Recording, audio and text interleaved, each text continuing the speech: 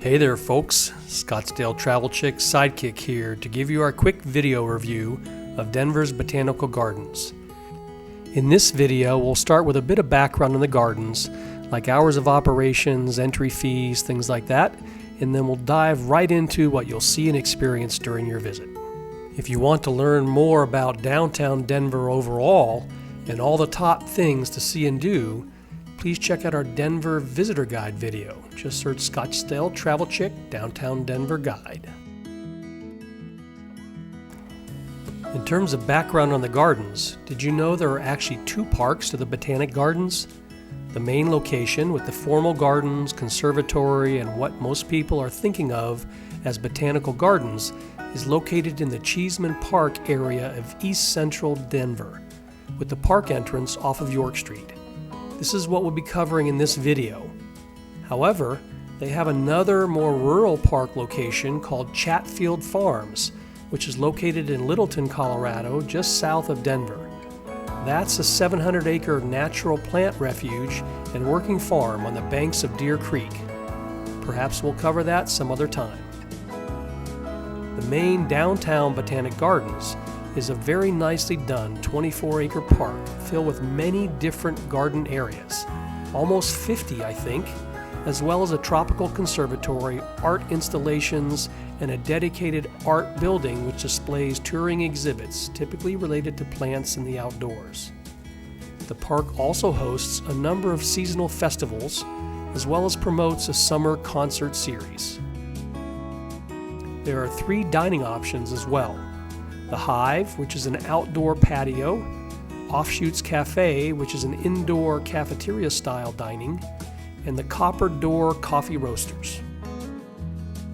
Now, let's talk about some admission details. Admission is $15 per adult and about $11 for senior, military, or students.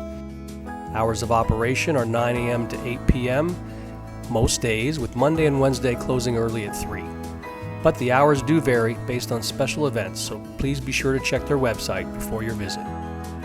You can purchase tickets directly online and use your QR code for touchless entry. It's a nice setup, and at the moment with COVID restrictions, it's the only option for entry. You can also download their online app, where you can buy your tickets, and more importantly, use their GPS-enabled map to find your way around the gardens and learn more about what you're seeing.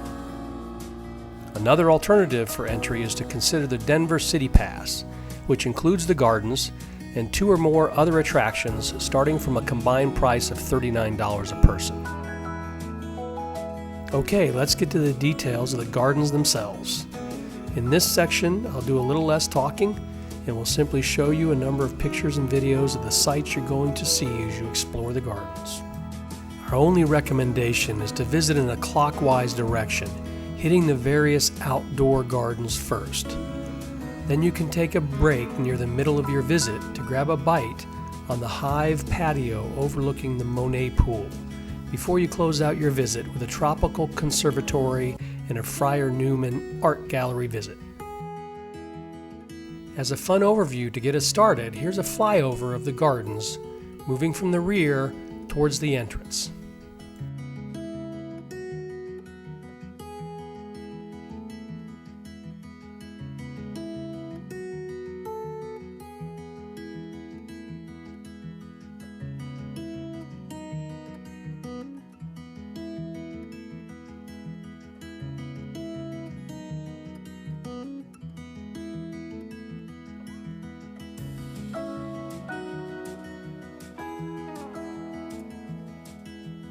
You'll enter the gardens on the west side directly onto the amphitheater field. Head to your left and down the Perennial Walk to begin your explorations.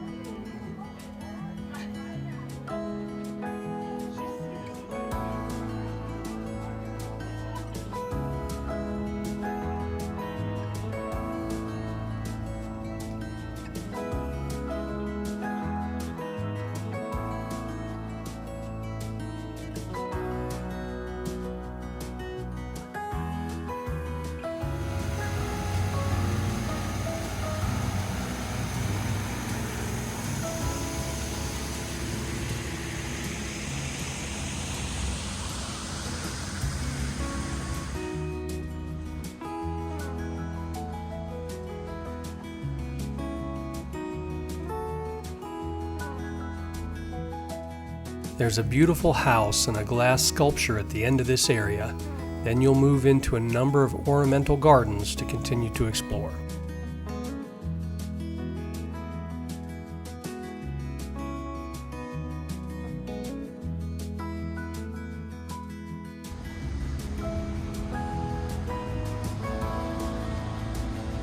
This way.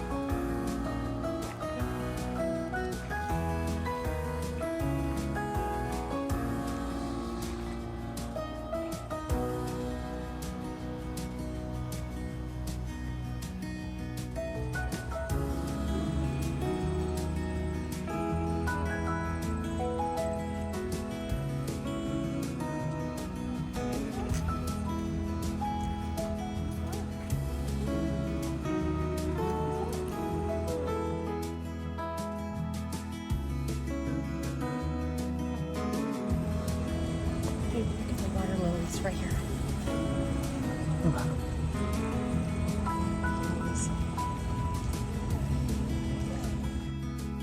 There's an indoor science pyramid to explore with the kids, as well as a number of water fountains and ponds around the area.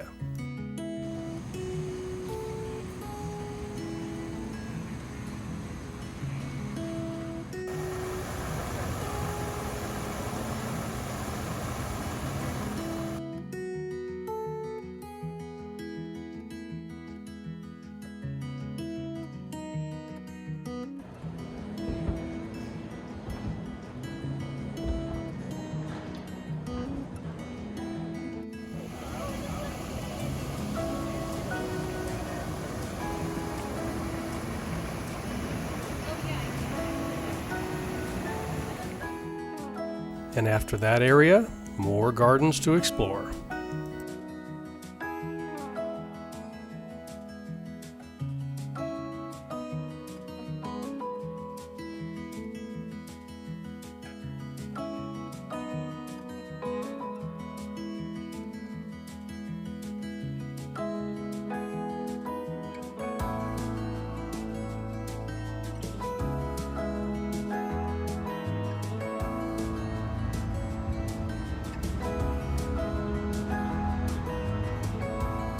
At the far end of the park, you'll transition from more western dry climate gardens to a Japanese-style garden and a traditional tea house.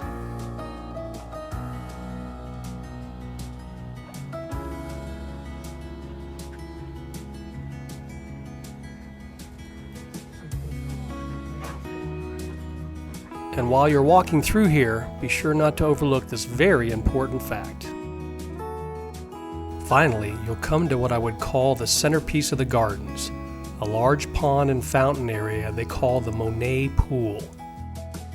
This is where you can also stop at the Hive Bistro to take a break, grab a bite, and take in the scenery.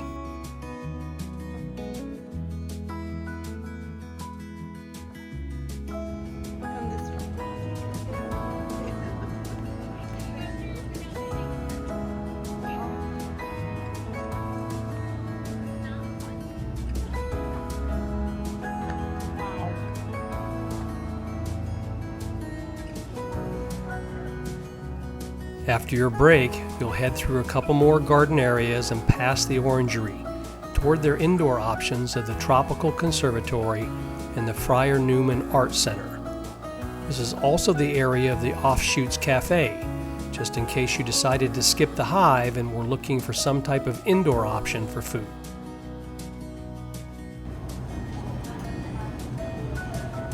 Here's a view of the Orangery from the outside. And then next, we went through the Tropical Conservatory.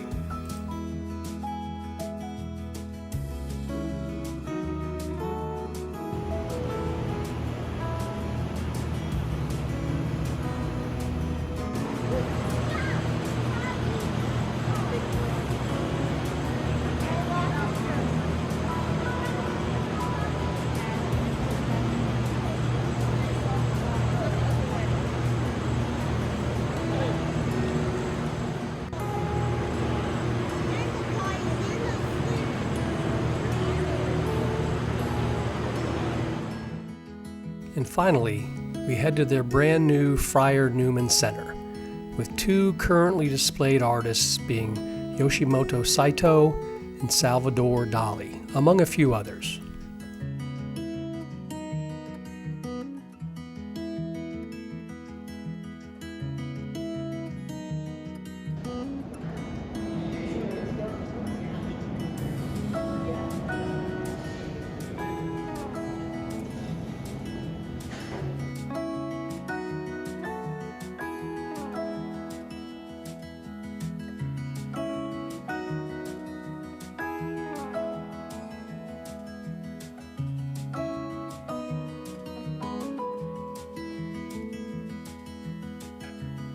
Well, there you have it, our visitor guide to Denver's Botanic Gardens. It's a great place to spend a few hours on a nice day when visiting Denver. Hope you enjoyed. If you did, we'd really appreciate a thumbs up, perhaps a comment, and maybe even follow us for more informative travel videos just like this one. Until next time.